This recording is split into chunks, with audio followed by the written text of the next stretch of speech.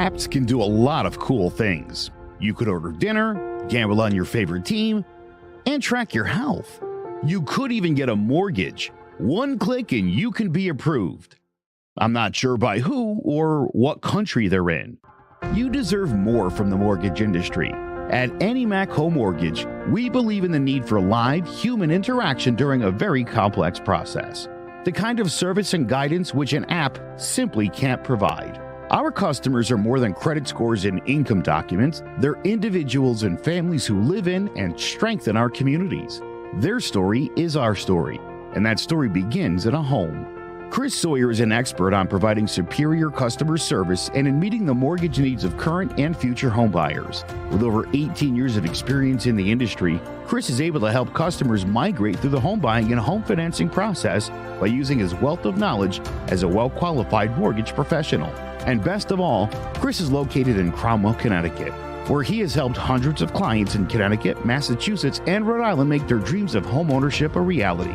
Visit chrissawyer.any-mac.com. Email him at csawyer@any-mac.com or give him a call, 860-878-8730. Chris Sawyer, NMLS number 39345, corporate NMLS number 338923. AnyMac Home Mortgage is an equal housing lender. American Neighborhood Mortgage Acceptance Company, LLC. DBA AnyMac Home Mortgage. Lo-Fi Direct. Connecticut First Mortgage Correspondent. License lender. Broker number ML 338923. Massachusetts Mortgage Lender and Mortgage Broker License number MC 338923. Rhode Island License Lender. License number 201128110L. Call for additional details.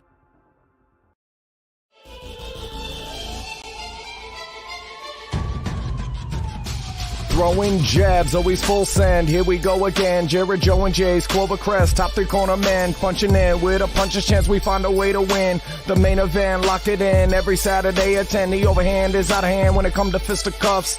Slide a hand on the undercard, you'll never see the punch. Uppercut got you missing weight, feet are stepping late. Keep your guard up, feeling faint from a feint. Take a stand and eight, then retaliate. Put up your duke, stick and move, bob and weave. Don't lose hope against the ropes, there's always an escape. Never stay down. One more round, bells ringing. Counter punch with your chin tucked and go down swinging. We bringing crosses with no worship, hooks with no verses, combinations with no locks. When you feel the flurry, it's curtains. From scrub scraps to fight stats, relax if you want the facts, cause the best combat podcast is throwing jabs.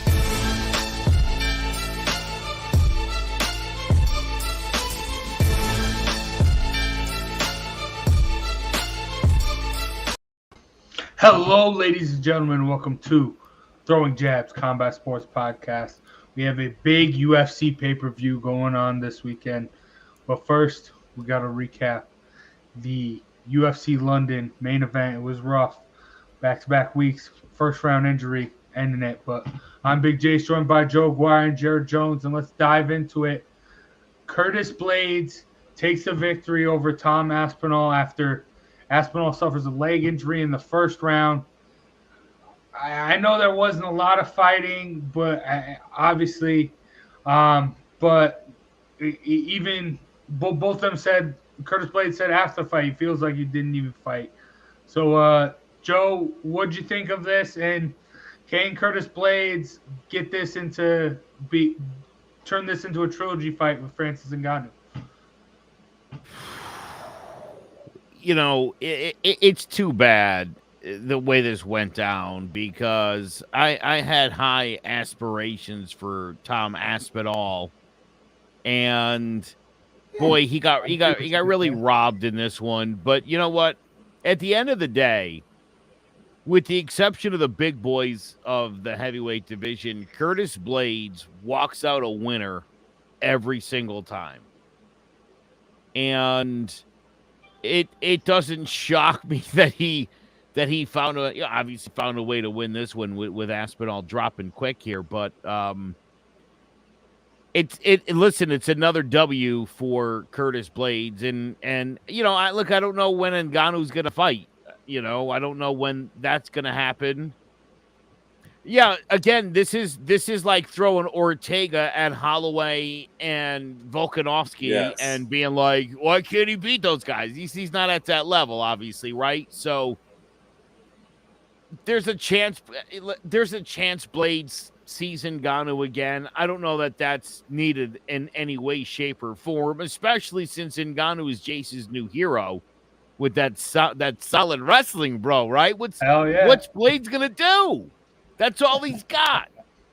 No.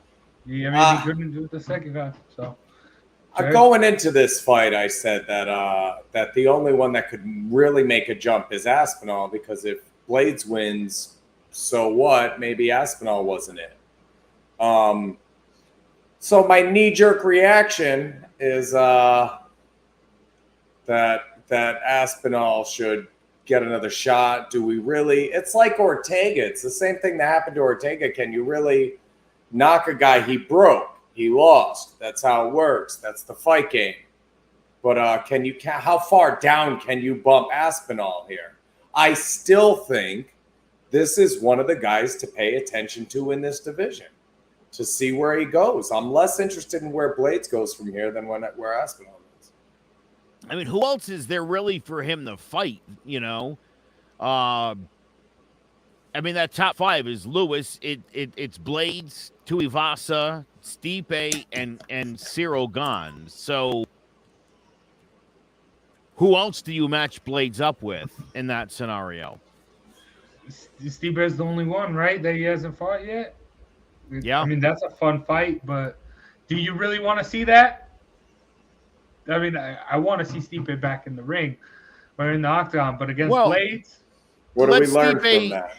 Let that Stipe John Jones fight happen first. Stipe will whoop that ass, and then give Blades a run. John who? Yeah, exactly. But it's sad for the two back-to-back main events like this. Hopefully, who knows what's going to happen in this next one. But Curtis Blades is falling into that hole that Derek Lewis is in right now. You don't know who you're fighting. You're seeing all the press for the Derek Lewis's upcoming fight tomorrow night. He's all like, who is this guy? Who is this Sergey who? That's what Curtis Blades is. That's the hole he's in right now. You're going to... Cyril Gane? Cyril Gane, that's a fun one. But yeah. Gane Blades? I think Gane dominates Blades, and we see that disparity like Joe's talking about. Yep. Yeah. But the real talking point, though, from UFC London is Paddy the Baddy, right? Knocking him out, doing the teabag. Like more fair too, like he said. That kid's special. You know, it's funny. I'll tell you what. You know, going back a few weeks to as far as Namajunas headliner and how terrible that was. You've had back-to-back weeks where your main event has not lasted long. It's ended in a very unfortunate situation. But the cards have been so solid, and the fights. Even of some of the lower ranking up and comers, there's been some outstanding fights on these cards the last couple weeks, and so it sort of makes up for in the what was this like a 25-second fight? Yeah. It totally made up for that. I will say that. Yeah, and I mean the UFC. Listen, they continue to put fight cards out there that are very entertaining. I sit through the prelims. You know what I mean? It's like I don't mind investing the time because, boy, almost every fight you get is a good one. It's really unfortunate that they had two main events end the way they did after putting on such entertaining fight cards. You're not going to go back to these fight cards and say, that was one of the best cards, man. Blades Aspinall, that was a great card because of what happened to Blades Aspinall. And that's unfortunate because both of these were high-level, very entertaining cards. Yeah. I mean, you guys all texted right during the Molly McCain meatball, when she did that knockout. Wow. But, it was very, very fun. And it sucks the way it does. With something like this, I think if you're Tom Aspinall, don't you have to, figure out your training staff, I think. 15 seconds – freak injury like this, I feel like that has to be something from training, maybe. I don't know. That doesn't normally happen, right? I don't know, but I mean, it is crazy. I never would have said that would have happened to Anderson Silva or Chris Weidman. Maybe. Well, and even Ortega last week. the fight gets stopped and Ortega loses, I would have been like, how? After that's one of the more durable guys in MMA, and he's fighting a guy that isn't a hellacious, dynamic, explosive, all of those things. How did his body broke? So it's freakish, but yeah, I don't know. I wondered a little bit if maybe he didn't train a little too hard for this thing. You know, maybe came in a little compromised, maybe a little something in the knee, and that was the moment when bye-bye. Because to me, it didn't look like that kick had anything to do with, I don't think the kick was blocked or even touched. I think it was the way he landed and then caught the punch and stepped back. I think that was that. Yeah. And weird. It's crazy to see the evolution of like training and that stuff. Because I mean, back in the shoot box days, like Vanderlei Silva, Vitor Belfort, Anderson Silva, all those guys from Brazil, they were going full hard, 100% sparring every day. Knockouts during training camp were normal, and then you got stuff like this happen where some guy does go a little hard, a little leg injury, or even really the talking point that started this show, Jared, was Anthony Joshua against Andy Ruiz. He gets knocked out in sparring, and then you have the whole Andy Ruiz thing. So it's crazy to see the evolution of training. But not for nothing. I mean, dude, football's 2 weeks out? I mean, think about how many guys are going to get hurt before they even play the first exhibition game, which they've now eliminated one of the games. You're down to 3 because of the amount of guys in years past who have gotten hurt in those stupid, meaningless games. But there's guys, when training camp first opens, they're just out there walking through drills, Jace. I mean, you've been there, you're a football player. Yeah. They're not even in pads, and these guys are blowing out knees. I think, again, I suspect, and I think in a lot of these situations, you've got something that was a little compromised. You ignored it. The pain went away, and you just kind of, I'm all right. Oh, well, and then it happens. And the trajectory of Aspinall's career was straight up, all like first, second round stoppages. This guy, looked good. So I would hope that a freak injury like this doesn't cut his career off at the knees. Oh no! Wow, that was almost as bad as my Spence Crawford joke a year ago. That was pretty rough. But I will say, look at what Ngannou did with he had a torn MCL right in his last fight. So I don't know. I mean, a lot can happen, but it is wild. I mean, injuries are serious. This is serious. So hopefully he can recover and get back on track, because he was like the new blood in the heavyweights right now. So hopefully he can get back on track. Hopefully they can either run it back, or he can get another decent name to catapult him to possibly a title shot against Ngannou, because God knows that John Jones fight. But exactly. But all right, enough with the recap. We got a UFC big pay-per-view tomorrow night. But first, let's hear a word from one of our sponsors. There's no bigger investment than home ownership. And to make sure the house is up to your standards, you need a professional to look it over. Brian Flanagan from Shamrock Home Inspections is a licensed home inspector and a member of the Connecticut Association of Home Inspectors. Brian was a contractor for over 15 years, so he knows how homes should be constructed and how mechanicals should work. What makes me a good home inspector was the 20 years that I was a home improvement person, doing all the different repairs that I have done and what other people have done wrong that I had to go out and fix. So I have a pretty quick eye on seeing what's right and what's wrong. Before you move, call Shamrock Home Inspections. Before you make the biggest investment of your life, call Brian Flanagan from Shamrock Home Inspections at 860-268-2566 or visit shamrockhomeinspectionct.com. Saturday Night Live from Dallas, Texas is UFC 277, featuring a UFC Women's Bantamweight Championship rematch between current champion Juliana Pena and former champion Amanda Nunes. Let's break it down. Amanda Nunes is 34 years old. She's 5'8" with a 69-inch reach and a record of 21-5 with 13 knockouts and 4 submissions. From Pojuca, Brazil, she began her training in martial arts when her mother, a former boxer, enrolled her in capoeira classes at 5 years old and karate at 7. At 16, she took up boxing and Brazilian jiu-jitsu, and despite being the only female in the gym, she quickly began dominating her sparring partners. She went on to win gold medals in the Pan American and World Jiu-Jitsu Championships before moving to New Jersey to train at A&A Fight Club before eventually settling down in Florida at America Top Team. She made her MMA debut in March of 2008, losing via armbar, and then went on to win 7 of her next 9 before making her UFC debut in August of 2013 with a first-round knockout of Sheila Graf, followed up 3 months later with an elbow knockout of Germaine de Randamie before getting knocked out herself by Kat Zingano the following year. She bounced back in 2015 with a first-round knockout of Shayna Baszler and followed that up with a rear naked choke of Sarah McCann in a decision over Valentina Shevchenko before defeating Miesha Tate by first-round submission to become the UFC bantamweight champion.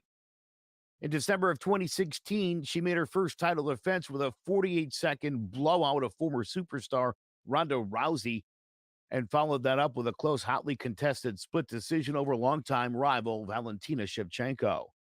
After a 5th-round ground-and-pound knockout over Raquel Pennington, she moved up to featherweight in 2018, knocking out Chris Cyborg 51 seconds into the first round to become the first female in UFC history to hold championships in 2 separate divisions simultaneously. The following year, she returned to bantamweight, stopping UFC legend Holly Holm in the first round with a brutal head kick followed by ground and pound.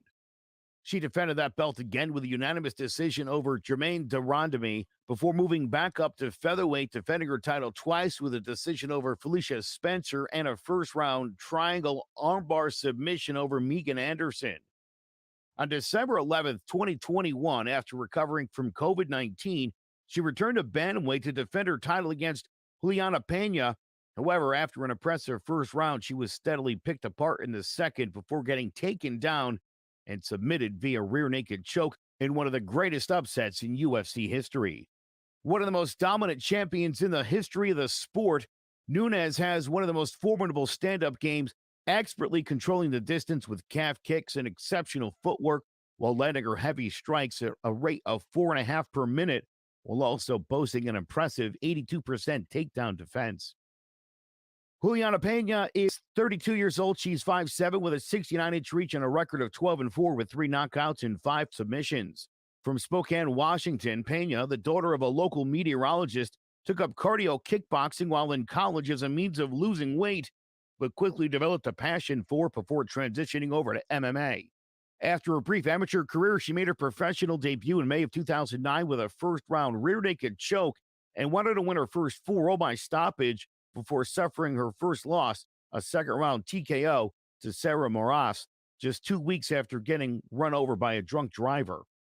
After dropping a decision to Deanna Bennett, she was selected to compete with the Ultimate Fighter Rousey versus Tate, where she avenged her loss to Moras and went on to win the finale with a first-round knockout of Jessica Rakazi. Shortly after a bout with Jessica Andrade was announced, Pena suffered training injuries to her ACL, MCL, and meniscus, keeping her out of action until her return a year later when she earned her first Performance of the Night bonus with a first-round knockout of Melania Durieva.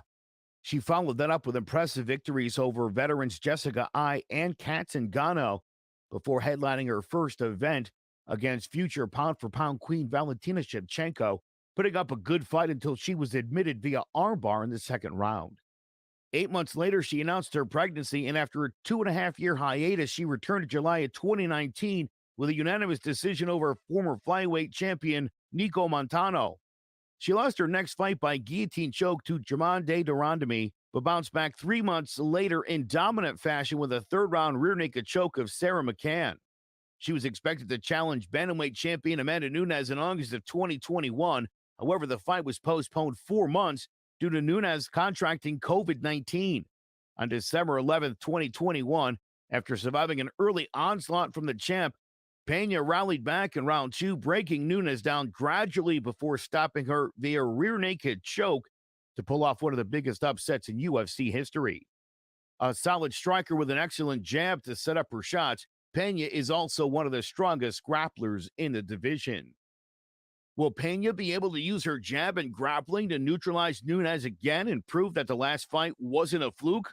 Or will the Lioness be able to pull out another explosive victory as she continues to cement her legacy as one of the greatest fighters of all time? Tune in Saturday night to UFC 277, Pena versus Nunes 2, and let's find out. All right, Joe. Can Juliana Pena repeat the upset, or will COVID be the reason for the upset as far as Amanda Nunes? Will she bounce back from that COVID?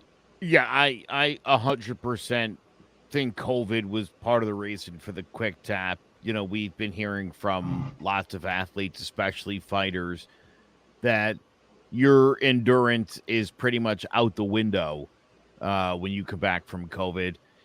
Juliana Pena is a good fighter. She's a very good fighter. She's not in Amanda Nunes' league, and I don't think Amanda Nunes at 34 years old is falling off anytime soon.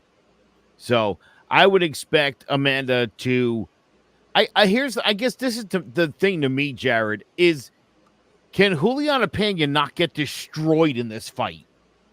Because Amanda Nunes wants to go out there and blow her out in 50 seconds like she did with Kat Zingano and like she did, with Chris Cyborg and with Ronda Rousey. No doubt about it. If Pena could put on a good fight, even if she loses, you're certainly, I mean, the way this sport's been going lately, Jared, that's a trilogy waiting to happen. She loses close. It's a legacy type of fight here. Yeah. And I'm not going to make that same mistake again. I think this is a close fight. My worry is the weigh-in. I assume that's Tony. My worry is Pena's waiting at the weigh-in. Maybe something to that, maybe not. We know Nunes was up at 145 not too long ago. So I don't think there really is a bigger girl in this fight. I think it's a good fight, Joe. I don't know. I'm not going to be nearly as shocked if Pena finds a way to win this fight, and I'm even having trouble picking it. Look, to me, Nunes looked a little winded come second round. That's just if I'm Juliana Pena, I'm expecting to see a very different Amanda Nunes in round 2 this time. So I'll say this, if last fight was the fight of her life, she's going to have to do something even better. Yeah. Because you're going to get Amanda Nunes at 100%, and there's no messing around. Listen, I'm not saying Payne is not a good fighter. Here's the funny thing.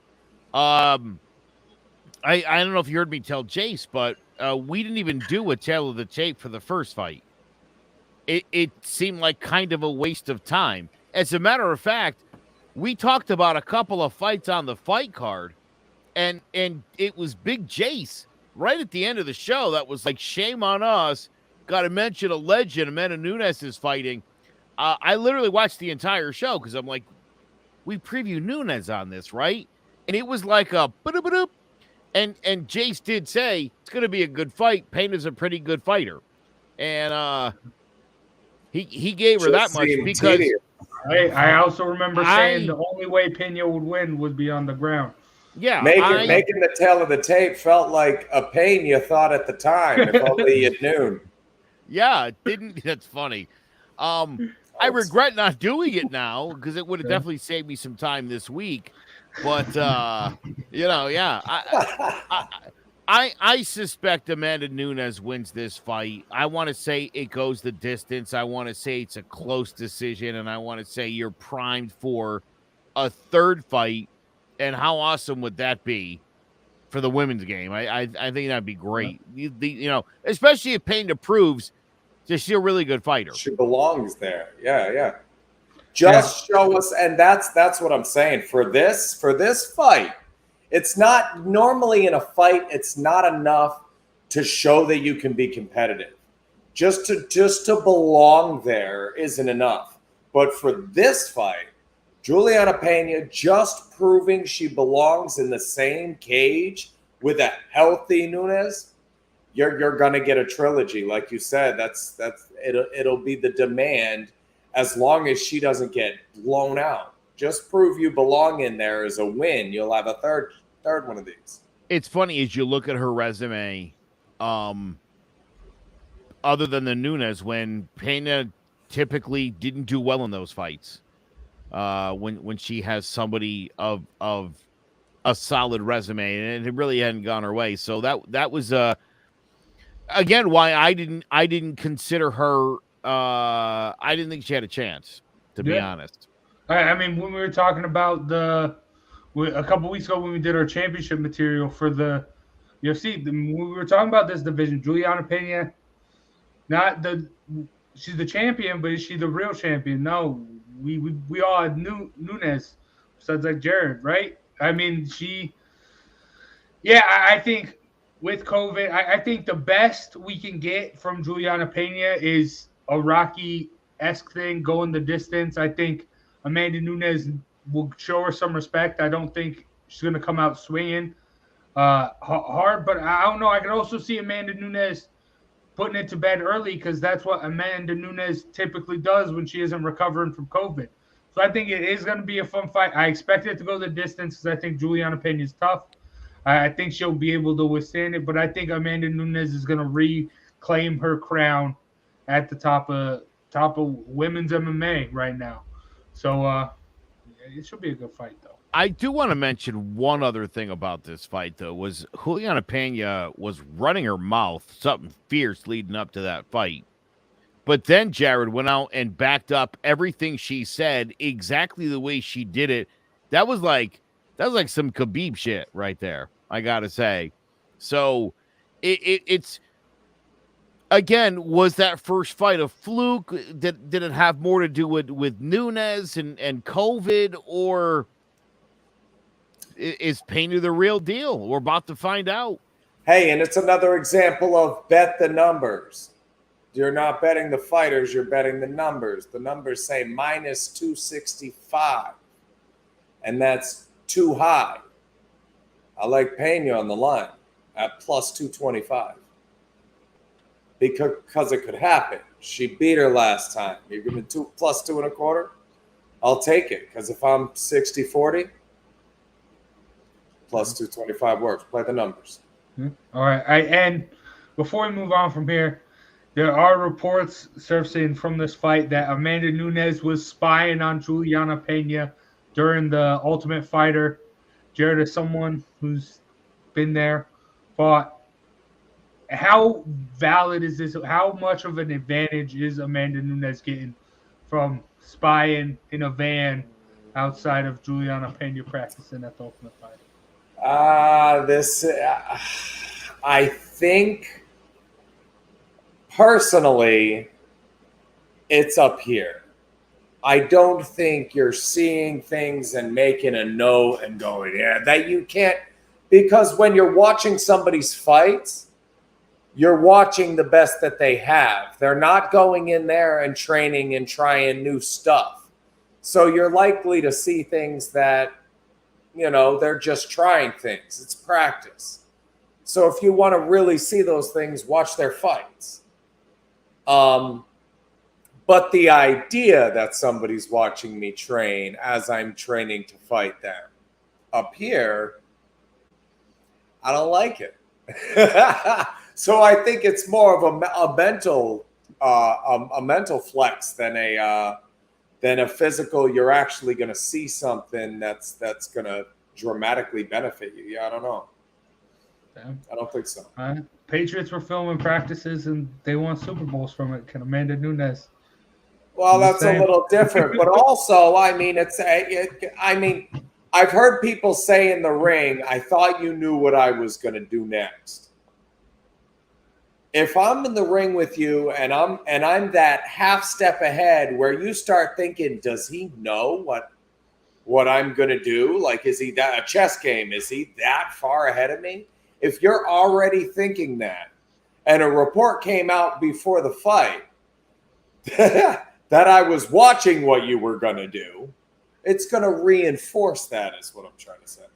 So the mental part of, oh, they were watching you practice is like, what did they see? What do they know? It doesn't give me the warm and fuzzies, even though on paper, I doubt you're getting anything useful. All right. Well, that you couldn't get from watching my fights, honestly. Yeah. But okay, that's the main event. Gonna be a fun one. Well, I mean, like the last Juliana Pena and Amanda Nunes fight, we don't got to tell the tape for this. But co-main event, former flyweight champion Brandon Moreno battles for the interim title against Kai Kara-France. Joe, we don't got to tell for the tape. So does that mean there's going to be another upset here? That's funny. No, he already had a shot at Moreno back at UFC 245, and he didn't beat him then. And listen, Kai Kara-France has been fighting well, but I don't know that anybody's been better than Brandon Moreno, with the exception of Davison Figueiredo. So. Here's another one. Kai Kara-France has also lost to Brandon Royville, who Moreno also beat. So everything about this fight tells me Moreno wins. There's a reason. The UFC setting him up here for the interim belt. It'll set up that fourth fight when Figueiredo's healthy. Jared, am I right? Yes, sir. I don't think that this is the coming out party of Kai Kara-France at this point. I think he was just a good name in the top 5 to plug in here for an interim bout, but I don't think so. I don't like to put the nicknames in front or on the hyphens, but Van is just too enticing. Caravan France. I've always kind of compared him to Moreno, but I want to say the juniors version, the JV version of Moreno. Now, and another example of playing the numbers. Now, listen, Amanda Nunes is more favored than Brandon Moreno. 215 versus 265. When I say play the numbers, this is what I'm talking about. I like Moreno at minus 215. I don't like Nunes at minus 265, right? The numbers. He should be favored by more over Kai Kara-France. That should be 300, 350. The numbers are no good. By the way, Kai Kara-France is 5 feet 4 inches tall. That's with the sliding door open.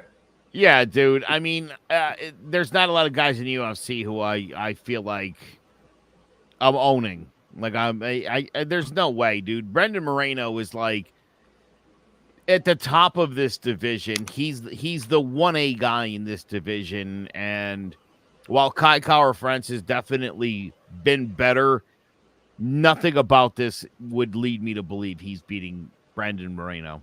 Totally agree. Yeah, I will say, I don't know why Kai Kara-France. He's got a lot of the casual. I mean, his flashy knockout of Cody Garbrandt. Yeah, he does have. That's why the line is like it is, Jared. But people do, some reason, the casual guys are flocking towards him. Are you saying you're taking Caravan? No, I'm not. I'm not at all. But I will say the only way I see him winning, I think this does go the distance. I think it will be a very, very fun fight. I think Brandon Moreno will stay behind the jab, and if he does finish it, he'll bring it to the ground and choke Kai Kara-France out. But I think the only avenue of victory for Kai Kara-France is his explosiveness, landing something big, and I think he does have that ability in him. So it's not out of the realm of possibility. But I'm going to go with Brandon Moreno. Yeah, Moreno goes. Land something and finish Moreno? I think that's his only avenue of victory, and it's his avenue of victory, but the chances of it happening is like 1.5%. Moreno's got a chin and a heart like a lion. Yeah. They're not taking this guy out. By round 2, I suspect Moreno will have Kai Kara-France gasping for air and consciousness. People looking at it funny. People looking at the fight funny, like, is that guy gonna make it? Yeah. Round 2, round 3. I don't know. And plus money on the stoppage. 4.5 rounds. You're giving him 22.5 minutes in the cage with the guy. Yeah, I think Jace, I agree. It's going the distance. But if somebody gets stopped, it's France here. Caravan. He might put the brakes on Caravan. Beat the brakes on Caravan. All right. But that does it for the 2 title fights.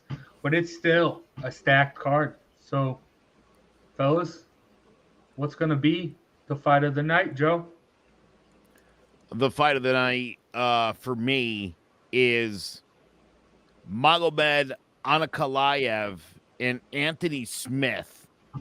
Anytime Lionheart's in the ring, you know you're going to get a good fight. Ankalaev is a guy who I feel like could become a pretty big presence in that light heavyweight division. He's fighting the gatekeeper, literally, for a chance to prove he belongs there. And Jared, Anthony Smith, man, if there's one thing he likes to do with these young up-and-comers, he likes to turn it back where they came from. So that'll be a great fight. Bummer, we're not going to see 2 of my least favorite fighters on the planet. I know Costa and Rockhold is out for this one. I didn't realize Rockhold was still an active fighter, and I don't know why Costa is. So... bummed about that one. But then, of course, Derek Lewis fighting. That's going to be awesome. So we'll see. Do we have like an irrelevant weight champion? Can we do an interim irrelevant champion for that Rockhold fight? Yeah, nice. Anyways. Oh, by the way, one other thing for the tail of the tape, Kai Kara-France has a blue belt in jiu-jitsu. Ooh. I mean, for crying out loud, dude. Is it light blue? Black belt. Get your is black it light belt. Blue? Yeah, light blue. It's Arrow Star blue. What are you doing with this thing, guys? Get in the gym and finish this thing off already. You're a professional now.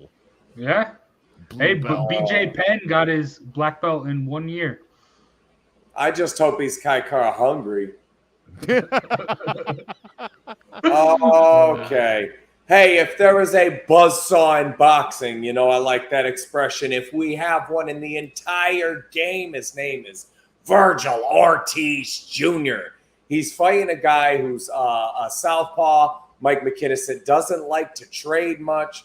So it'll be a good test for him. That said, he walks through this guy and knocks him out like he does everybody else on his way. Crawford, Spence, look behind you. Here he comes. It's the boogeyman. When these guys go to sleep, they look under their bed for Virgil Ortiz Jr. Watch the fight.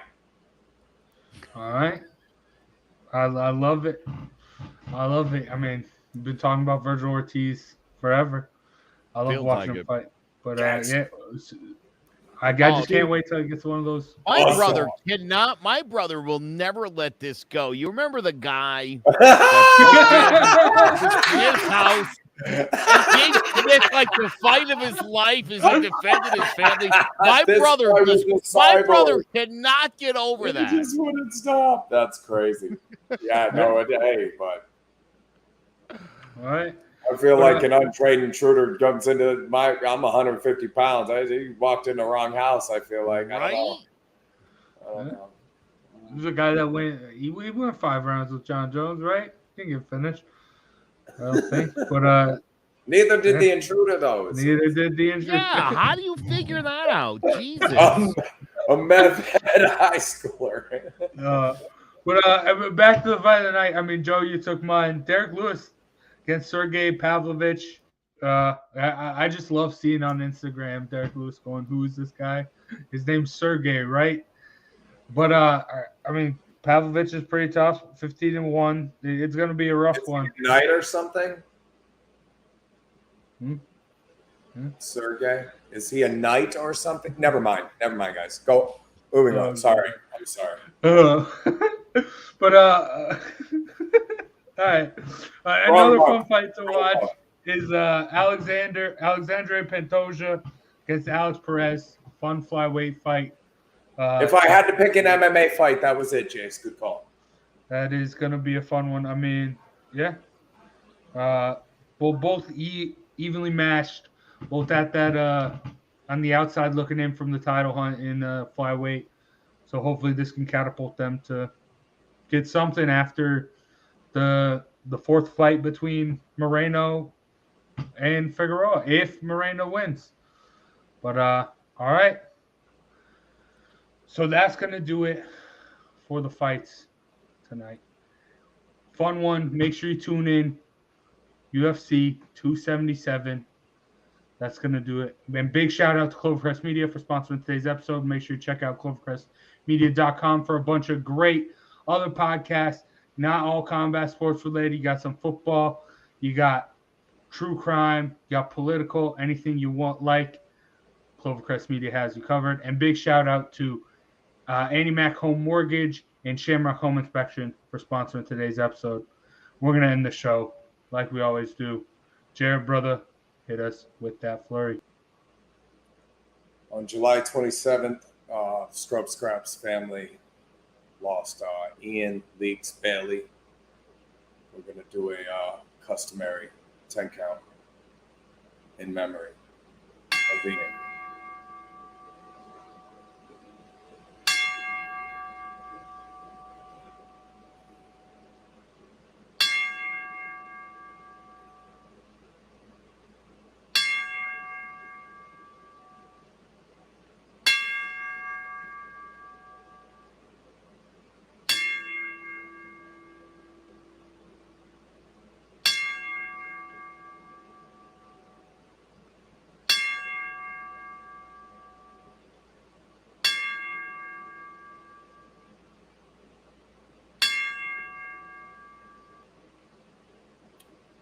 Rest in peace, Ian.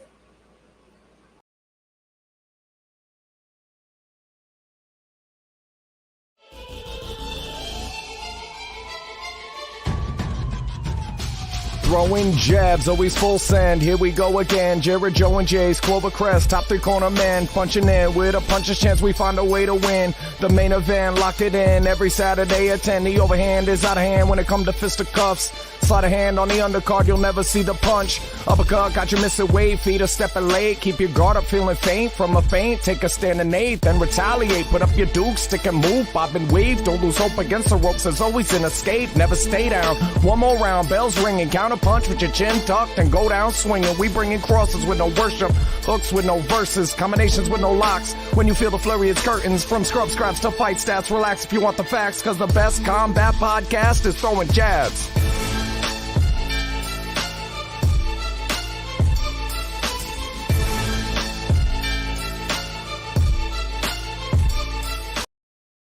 Hello, my name is Joe Aguirre. I'm the president of Clovercrest Media Group. And here at CMG, we have a wide variety of podcasts, including sports shows like Keys to the City, The Roll Call, Throwing Jabs, All Four Downs, and Jawing About the G-Men.